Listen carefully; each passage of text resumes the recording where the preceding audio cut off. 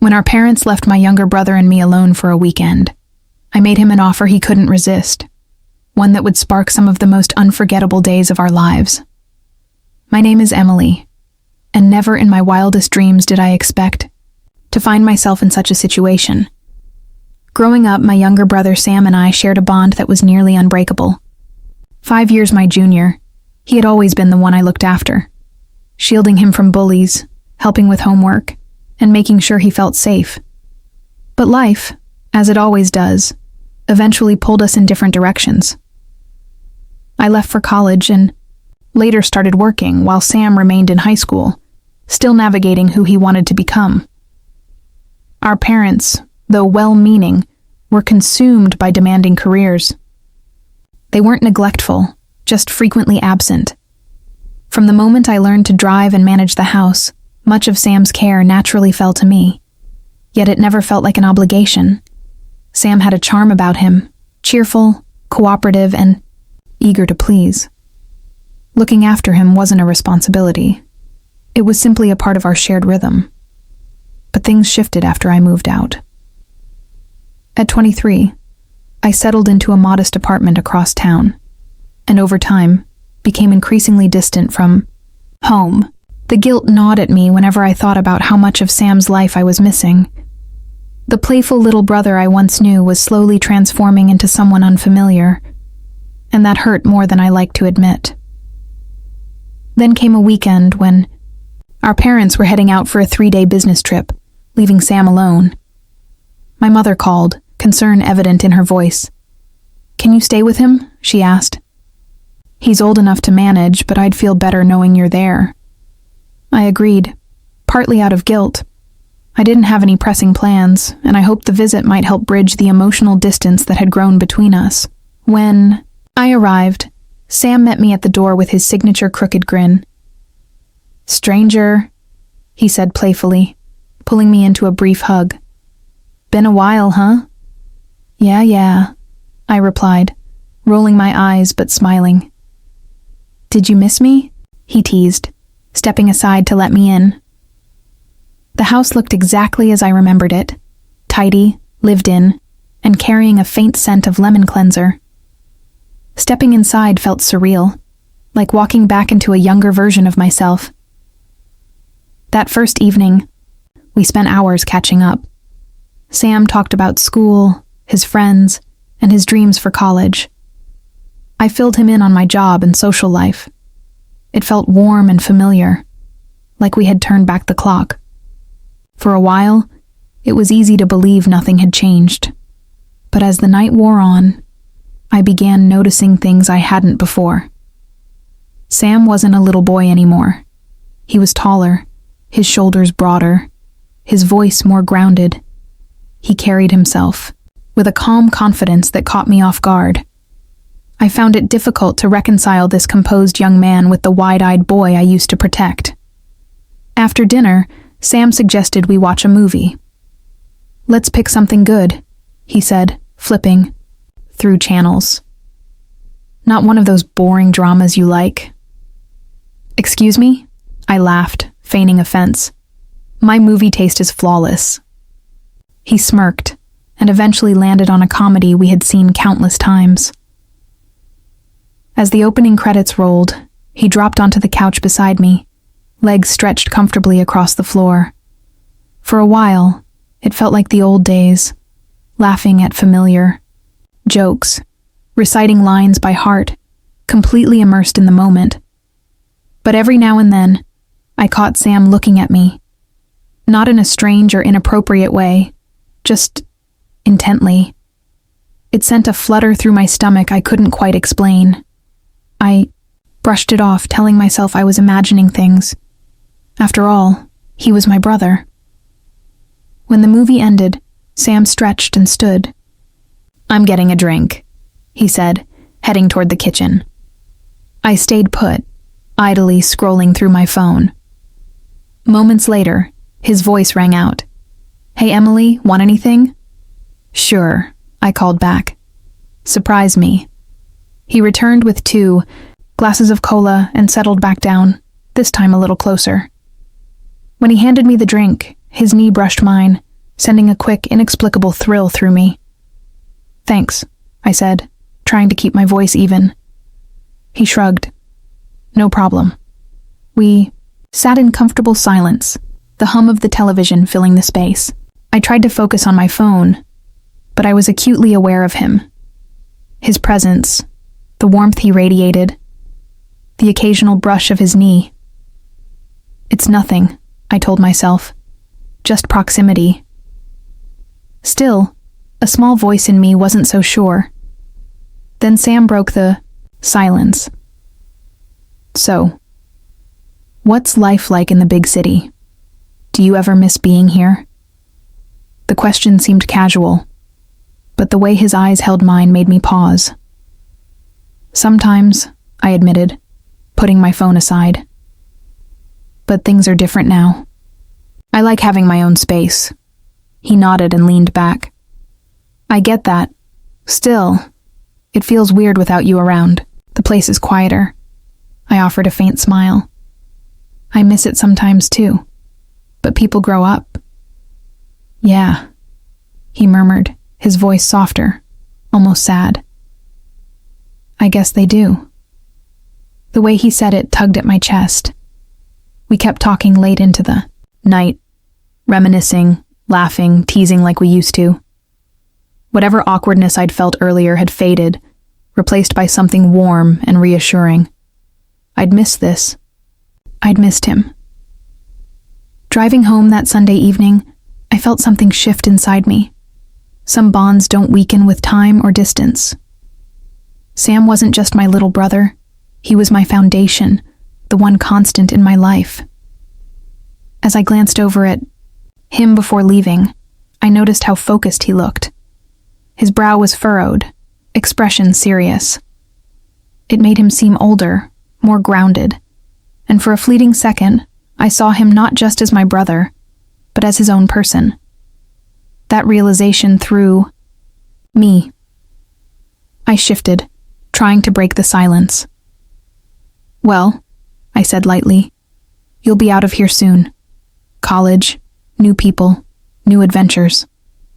"Maybe," he said with a shrug. "But it won't be the same. You've always been the one I could talk to, even when things were tough." "Tough?" I echoed, my brow furrowing. He hesitated, glancing down, then back up. "After Dad started working more and Mom got so busy, I felt alone a lot. But you were always there. You made things easier." His words hit me like a wave.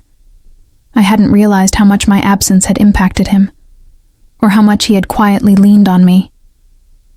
"I'm sorry," I said quietly. "I didn't know." He shrugged, a soft smile pulling at his lips. "It's okay. You had your own stuff going on. I'm just glad you're here now." I agreed, reaching across to squeeze his shoulder. "And you know I am always available if you need me, right? Yeah," he said, his smile widening. "I understand." For a little period, everything seemed normal again, natural, easy. But when my hand rested on his shoulder, I became acutely aware of the tension in the air. When our eyes met, something in his expression softened, causing me to instinctively withdraw my hand. My cheeks warmed up and I hastily glanced away. "Anyway," I explained, clearing my throat, "we should probably sleep. It is becoming late." "Yeah," he agreed, stretching while standing. "A good idea." He moved toward the steps, pausing at the bottom to look back at me. "Good night, Emily." "Good night," I said, trying a grin as he went upstairs. I gently exhaled only to realize I'd been holding my breath. My thoughts were jumbled, and I couldn't shake the idea that something between us had changed. But I couldn't pinpoint what it was. I turned off the television and went into the kitchen to rinse my glass. The house was strangely quiet, with just the gentle hum of the refrigerator. Breaking the silence, I stood by the window for a time, watching the silhouettes of trees sway in the moonlight, my mind racing with ideas I couldn't put together. When I eventually climbed into bed, I struggled to fall asleep. I stayed up for what seemed like hours, staring at the ceiling, trying to make sense of the weird discomfort that had descended upon everything Sam's words. His lingering stares, the way he addressed me. It all seemed significant, but I couldn't explain why. The next morning I awoke to the faint sound of music coming up from the kitchen. Sitting up groggy, I checked the time and was astonished to see how late it was. The sun had already risen to its highest point. I quickly put on some clothing and made my way downstairs following the sound of music. Sam was in the kitchen humming along to a tune on the radio while preparing breakfast. He was dressed casually in a t-shirt and sweatpants with his hair unkempt from sleep. He reminded me of the small boy used to tease and care for, but he also didn't. He was older and more confident, which caught me off guard. Morning, he greeted me looking up as I arrived. Muddy eggs. Want some? Sure, I replied, sitting down at the table. Thanks. He set a dish in front of me and took a seat across from me. His easy smile made it difficult to keep focused on my thoughts. For a while, we ate in peaceful solitude. The warm sunlight spilling through the windows, creating a golden glow across the room. This is good, Sam stated abruptly, breaking the silence. Having you here makes it feel like old times. I agreed, with a slight smile. It does, but even as I said it, I couldn't shake the sense that something was off. The previously seamless connection we had enjoyed had been replaced with something I couldn't quite explain. Something made my chest tighten and my mind race. I knew I couldn't ignore it, no matter how hard I tried. The morning passed in a blur of minor tasks and routine, but the unsaid tension between us persisted. Sam appeared at ease, whistling along to the radio, as had died up the kitchen, while I occupied myself with whatever I could find. Anything to prevent my thoughts from wandering. Every look, every word between us felt heavier than before, but I couldn't explain why. By the time lunch arrived, I was agitated. Sam recommended watching another movie, but the idea of sitting motionless made me uncomfortable. Why? Don't we take a walk? I suggested, thinking that fresh air would help clear my mind. Sam grinned. Sounds excellent. Let me get my sneakers.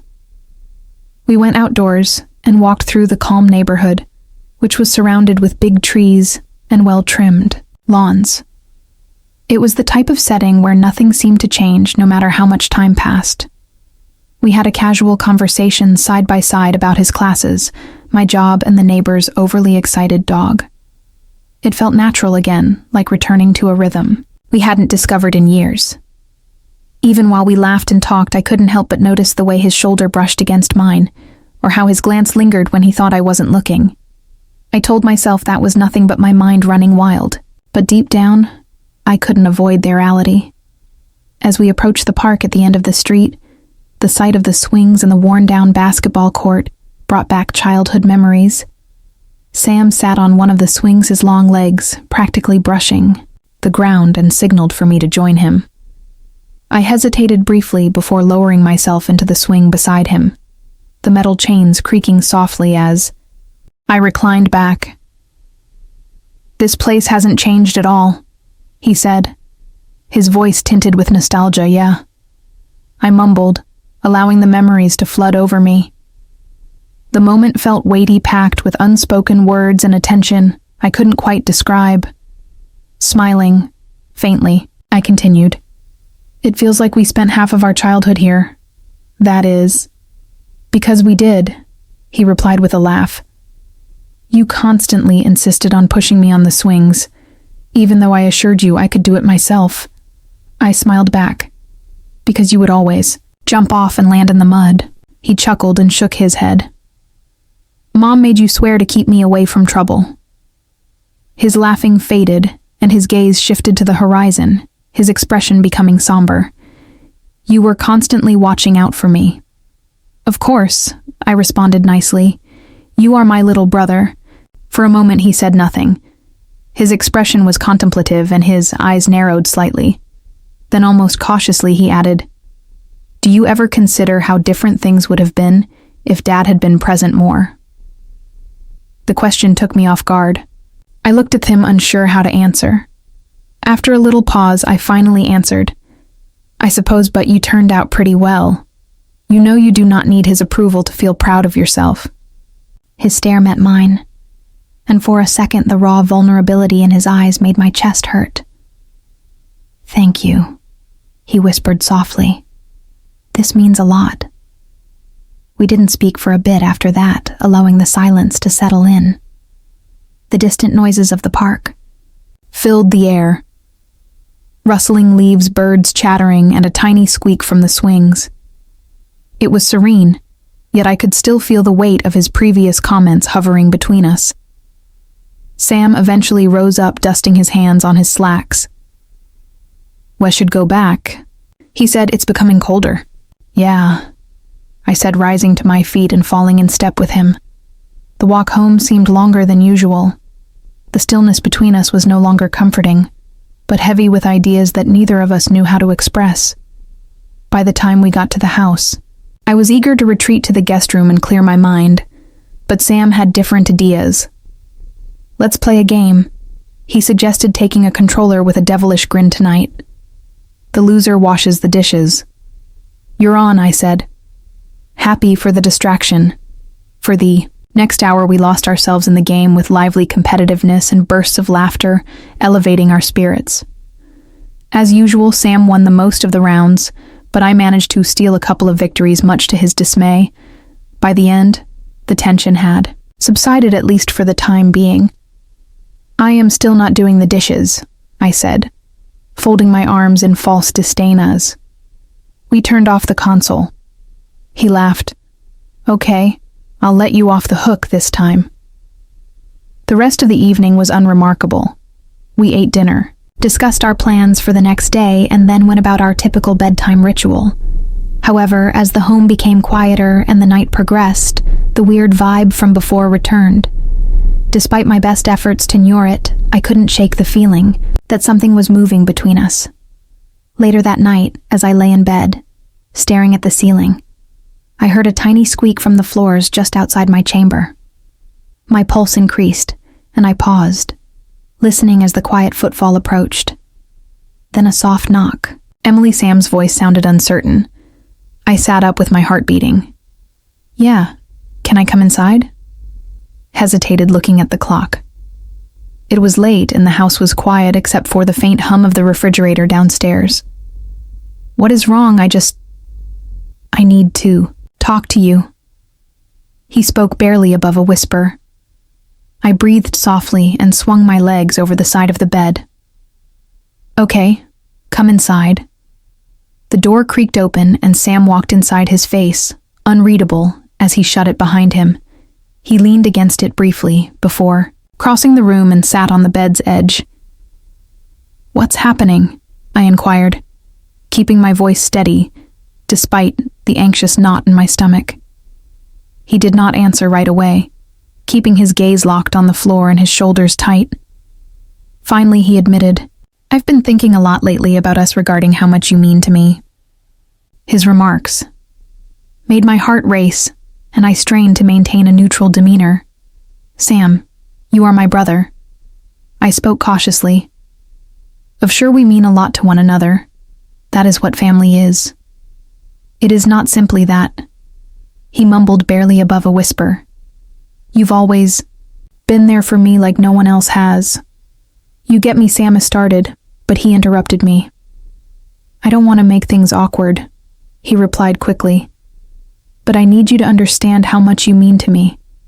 I'm not sure what I would do without you." His words hung in the air, weighted with meaning I couldn't quite grasp.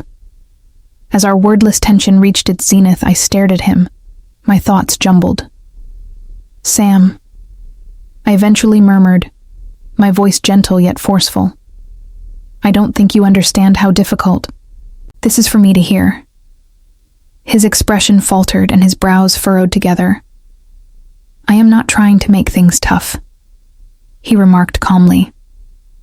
I needed to say it, to let it out.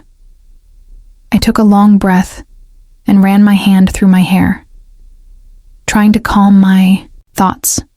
You mean a lot to me too, I confessed cautiously, but we are siblings. Sam, we have always looked out for one another, because that is what a family does. His eyes clouded somewhat. It's more than that, he answered, his voice wavering. You know it, as I shook my head and my chest tightened. You're just bewildered, I said. However, even as the words left my mouth, they felt hollow. We've both been through a lot, especially with Mom and Dad away so often. It's natural to feel close because of this Hirgd, that it wasn't confusion. His voice is now calmer. This is how I feel, and I understand that this is not normal, but I can't pretend it isn't real. I stood up from my bed and began pacing about the little room, attempting to make sense of everything. My thoughts were jumbled, caught between the desire to reassure him and the overwhelming sense that something had gone horribly wrong. I turned to face him and spoke strongly. Sam, we can't keep having this conversation. It is not fair to any of us. His expression wavered. A short expression of pain appeared on his face. He muttered, I'm not asking for anything. I just needed to let you know. The honest sincerity in his voice left me stunned. I took a slow breath and sat back down my shoulders, slumping under the weight of the situation. I don't know how to answer, I confessed. Quietly, you don't have to, he added, his voice strong. I couldn't keep it to myself any longer. The room felt suffocating. The air was dense and difficult to breathe. The tension between us was almost terrible. I wished I could repair everything, wanted to go back in time to when things were easier, but I didn't know how. We must find a way to move on. I eventually said, You are my brother Sam. That will never change. He nodded slowly, but the uncertainty in his eyes persisted. I do not want to lose you. He confessed, You are the only person who genuinely understands me. You aren't going to lose me. I comforted him, keeping my voice calm. However, we need to establish boundaries. We can't keep obsessing on it. The silence that followed was oppressive, yet it felt essential. After a lengthy pause, Sam Rosetto, his feet moving carefully and slowly. I apologize, he whispered. I never intended to make you uncomfortable. I understand. I responded gently, my tone kind. I'm not furious at you, but we need to be cautious, Sam, for the both of us. He nodded once more and paused at the entrance. He stood there for a second, as if confused whether to stay or leave, when he finally stepped out. The gentle click of the door closing behind him felt like a relief. Nevertheless, the tightness in my chest persisted. I sat there for what seemed like hours, staring at the empty space around, me trying to understand what had just happened. I couldn't articulate why, but I knew something between us had changed. Something was changing, and I felt it. The following morning was abnormally quiet.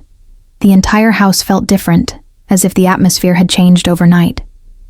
Sam did not join me for breakfast, and I did not force him. I convinced myself that he, like me, needed some distance, and that things would return to normal in due course.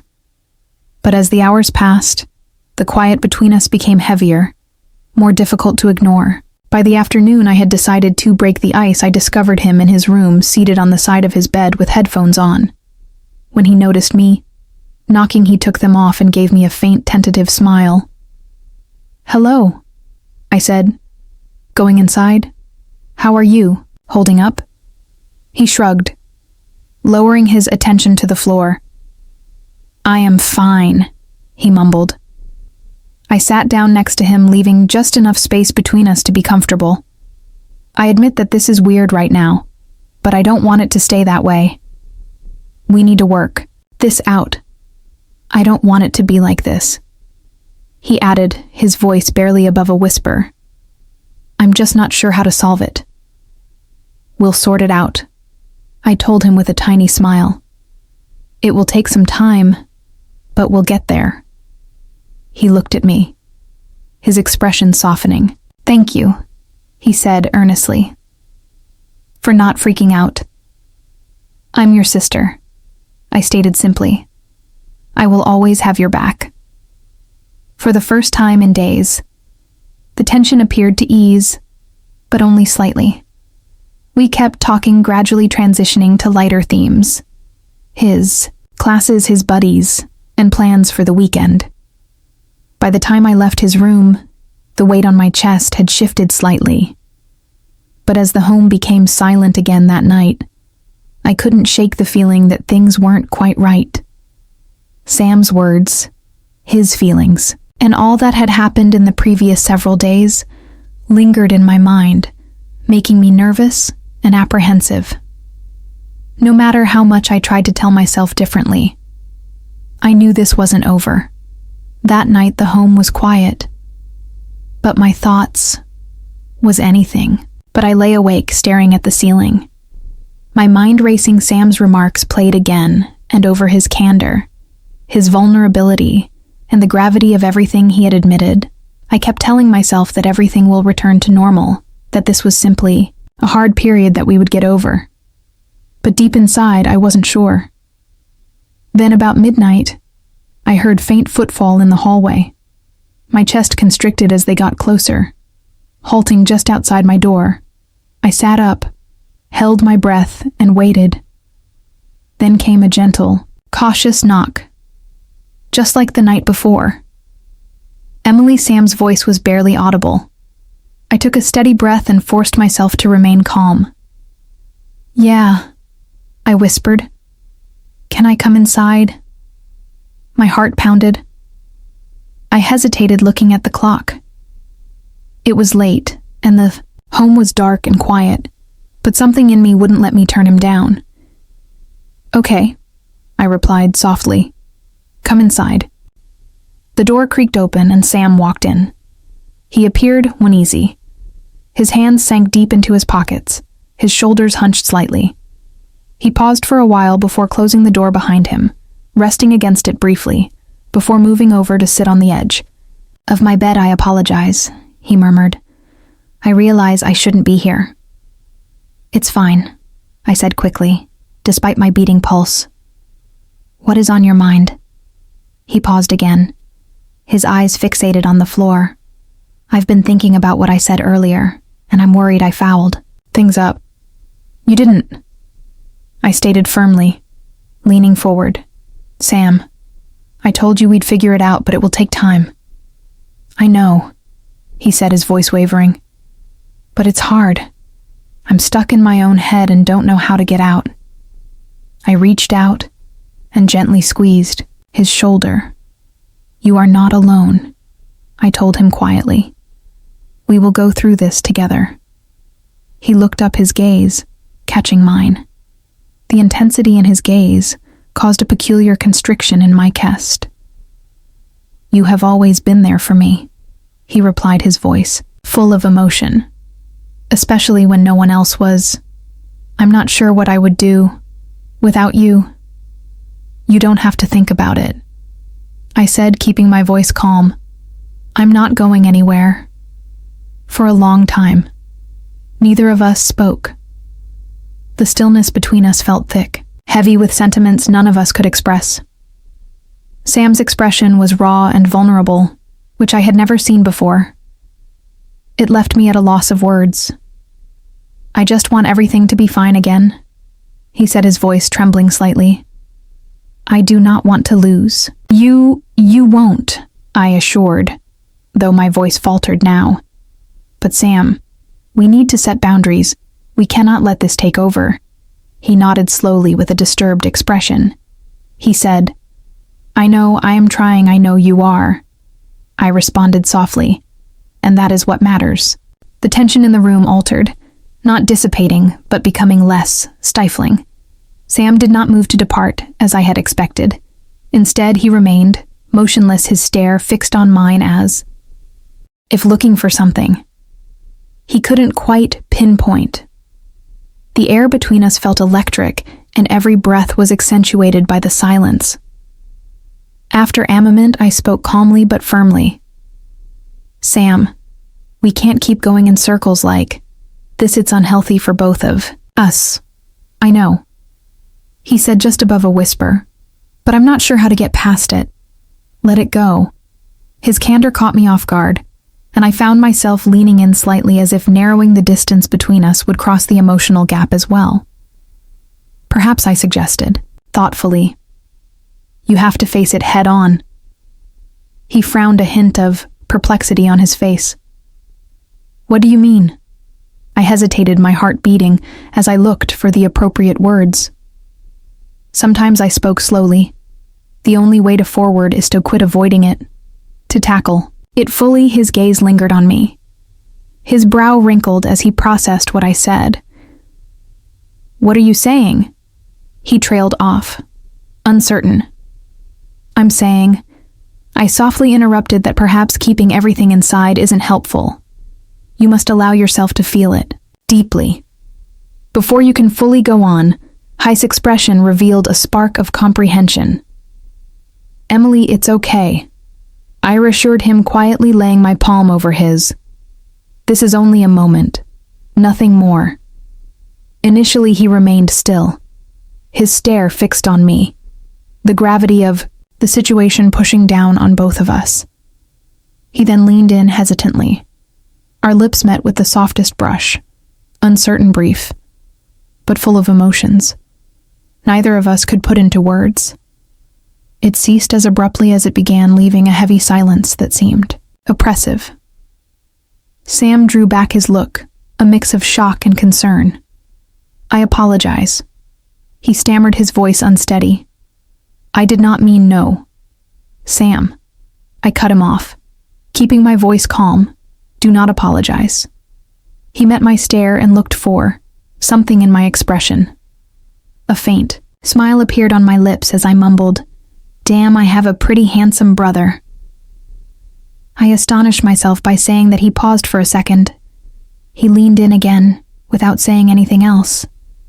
This time the kiss was deeper and more certain, as if we were both pushing the boundaries we had just crossed. We halted briefly, before I moved my hand elsewhere, pushing us beyond the line we had already crossed. His eyes widened, echoing my disbelief. Yet neither of us backed away. We both let it happen without saying anything, and it went well beyond what either of us could have expected. What we did was reckless, and I had to admit it, but in that moment, it felt perfect. It felt fantastic. When everything settled down, we both laid there completely aware of what had just happened. "Wow," Sam breathed, shattering the silence. "I honestly don't know what to think." "It's all right," I replied hastily, cutting him off. "It's finished and we can move on." He studied me, his eyes loaded with unspoken queries that he did not utter. He rose, slowly, his actions deliberate, as if fearful of shattering our fragile understanding. "Good night, Emily," he whispered quietly. "Good night," I said, seeing him walk out of the room. When the door clicked shut behind him, I let out a nervous breath, my mind racing. The moment was fleeting, yet it altered everything. A line had been crossed which may help us find clarity or muddle matters even further. I had no idea what the future contained, but for the first time in days, I felt a glimmer of hope that we could jet through it together. The next morning, something in the house felt different and lighter. Sam joined me for breakfast, his demeanor more relaxed than it had been in days. We casually discussed our plans, the discussion flowing smoothly and unforced. It felt like a step forward, and I held on to that hope as the hours passed. When it was finally time for me to depart, Sam led me to the door. Josh hadn't returned home yet, which was a comfort. I had to handle this alone. "Thank you for staying," Sam murmured, his grin gentle but genuine. "It meant a lot. I'm glad I did." I responded, "I will come back soon. Okay, we'll keep chatting and work this out." He nodded with a hopeful face. Yes, we will. As I drove away, the house faded in my rear-view mirror, but the weight of everything that had happened remained with me. I knew the days ahead would be difficult, but for the first time in a long time, I felt like we were making progress, and that was enough for now. Back in my apartment, life resumed its typical pace. However, no matter how hard I tried to forget about that night, the recollection stayed. I found myself thinking about Sam more than I cared to admit, wondering how he was coping and if he had gotten the clarity he needed. A few weeks later, my phone vibrated with a text from him. Hello. I just wanted to say, thank you again. Things seem clearer now. I am doing okay. I glanced at the message for a long time before answering. I'm happy. Simply take one step at a time. Okay. I am always there if you need me. He responded fast. I know. I will be okay. It wasn't precisely a closure, but it was progress, and that was enough for now. Still, I find myself doubting everything. I wonder what others think. Was it wrong? Was it anything I should regret? Should I feel guilty? I do not know. Please share your opinions in the comments. It would mean a lot, thank you.